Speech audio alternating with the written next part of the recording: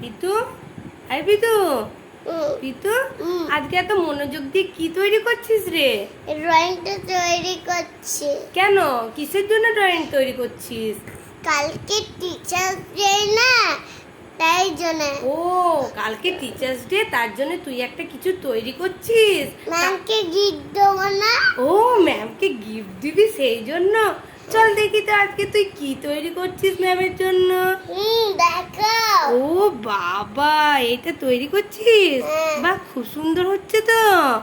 Happy teachers, তারপরে কি লিখবি? ডে? হ্যাঁ, এস লিখি, ও ডে লিখি। তুমি এইটা দেখে দেখে এটা তৈরি করছো? বাহ, তাহলে ভালো করে করো, বন্ধুদিকে বলো কিছু। তৈরি করার পর বন্ধুদিকে দেখাবে? হ্যাঁ। বেশ, তাহলে তুমি তৈরি করো, ভালো করে করবে কিন্তু। এটাও খুব সুন্দর হয়েছে, আর তোমারটাও খুব সুন্দর হচ্ছে। তাহলে তুমি তৈরি করো, তারপরে আমাকে দেখাবে আর বন্ধুদিকে দেখাবে, ঠিক আছে? তাহলে পিতু সোনা তৈরি করতে থাকুক। কিছু বলবে? না, এখন বলবো না, এখন করছি। ও, এখন কিছু বলবে না, তৈরি করার পর বলবে? হ্যাঁ। ঠিক আছে, তাহলে পিতু সোনা এখন তৈরি করতে থাকুক, তারপরে যখন হয়ে যাবে তখন পিতু সোনা তোমার দিকে দেখাবে, ঠিক আছে? পিতু, তোর কি হলো? না, আরেকটু অপেক্ষা করলে হয়ে যাবে। এখনো হয়নি, আরেকটু অপেক্ষা করতে হবে। হ্যাঁ, আরেকটু।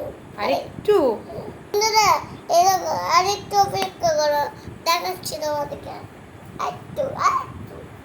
ঠিক আছে বন্ধুরা, একটু অপেক্ষা করা যাক, দেখা যাক পিতু সোনা কিরকম বানায়। পিতু সোনা এখন খুব ব্যস্ত বানানোতে। মামা, হ্যাঁ বল।